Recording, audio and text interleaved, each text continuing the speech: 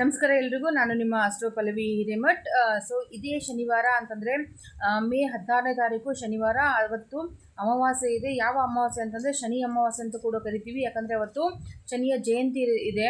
ಸುಮಾರು 13 ವರ್ಷಗಳ ನಂತರ ಈ ಒಂದು ಅಮಾವಾಸ್ಯೆ ಬರೋದ್ರಿಂದ ಅದನ್ನು ಶನಿ ಅಮಾವಾಸ್ಯೆ ಅಂತ ಕೂಡ ನಾವು ಕರೆಯೋದ್ರಿಂದ ತುಂಬ ವಿಶೇಷವಾದಂಥ ದಿನ. ಏನಪ್ಪ ಅಂತಂದಾಗ ಯಾರಿಗೆಲ್ಲ ಶನಿಯ ಮಹಾದಶೆ ನಡೀತಾ ಇದೆ, ಅಂತರ್ದಶೆ ನಡೀತಾ ಇದೆ, ಶನಿಯ ಆರಾಧನೆ ನೀವು ಯಾರೆಲ್ಲ ಮಾಡ್ತಾ ಇದ್ದೀರೋ, ಅಥವಾ ಶನಿ 7.5 ಬರ್ತಾ ಇದ್ದಾನೆ, ಶನಿ ನಿಮಗೆ ಏನಂತಾರೆ 2.5 ವರ್ಷದ ಶನಿ ಇದ್ದಾನೆ, ಆ ಥರ ಏನಾದರೂ ಶನಿಯ ನಿಮಗೆ ಏನಾದರೂ ತೊಂದರೆಗಳಿತ್ತು ಅಂತ ಶನಿಯ ದಶ ಆಗಿರ್ಬೋದು, ಭುಕ್ತಿ ಆಗಿರ್ಬೋದು, ಅಂತರ್ದಶ ಆಗಿರ್ಬೋದು, ಪ್ರತ್ಯಂತರ ದಶ ಆಗಿರ್ಬೋದು, ಯಾವುದೇ ರೀತಿಯ ಶನಿಯ ತೊಂದರೆಗಳು ನಿಮಗೆ ಆಗ್ತಾ ಇತ್ತು ಅಂದಾಗ, ಅಥವಾ ನಿಮ್ಮ ಜಾತಕದಲ್ಲಿ ಶನಿಯ ಪ್ರಭಾವ ಹೆಚ್ಚಾಗಿದ್ದಾಗ, ಸಪ್ತಮ ಭಾವದಲ್ಲಿ ಶನಿ ಇದ್ದಾಗ, ಅಥವಾ ಪ್ರಥಮ ಭಾವದಲ್ಲಿ ಶನಿ ಇದ್ದಾಗ, ಈ ಥರ ಏನಾದರೂ ತೊಂದರೆ ಇದ್ದಾಗ, ಸೊ ಇದಕ್ಕೆಲ್ಲವೂ ಕೂಡ ರೆಮಿಡಿ ಮಾಡ್ಕೊಳ್ಳೋವಂಥದ್ದು ಅಥವಾ ಪರಿಹಾರವನ್ನು ಮಾಡ್ಕೊಳ್ಳೋವಂಥದ್ದು, ಒಂದು ಜೊತೆ ರಿಲೀಫನ್ನು ಮಾಡುವಂಥ ಒಂದು ಸುಸಂದರ್ಭ ಇದು ಆಗಿದೆ ಅಂತಲೇ ಹೇಳ್ಬೋದು. ಸೊ ಆದ್ದರಿಂದ ಏನು ಮಾಡ್ಕೊಳ್ಳಿ ಅಂತಂದಾಗ, ಇದೇ ಶನಿವಾರ ನೀವು ಯಾವುದಾದ್ರೂ ಶನಿ ಟೆಂಪಲ್ಗೆ ವಿಸಿಟ್ ಮಾಡಿ ಆಗ್ತಿತ್ತು ಅಂತಂದಾಗ, ಅಲ್ಲಿ ವಿಸಿಟ್ ಮಾಡಿದಾಗ ಶನಿಯ ಬೀಜ ಮಂತ್ರವನ್ನು 108 ಸಲ ಪಠನೆ ಮಾಡಿ,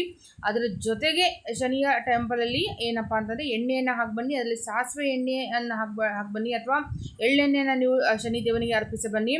ಅದಿಲ್ಲ ಅಂತಂದಾಗ ಹನುಮಾನ್ಜಿ ಟೆಂಪಲಲ್ಲಿ ಹೋಗ್ಬಿಟ್ಟು ನೀವು ಕರಿ ಎಳ್ಳನ್ನು ಮತ್ತು ಸಾಸಿವೆ ಎಣ್ಣೆಯ ದೀಪವನ್ನು ಹಚ್ಚಿ ಬನ್ನಿ.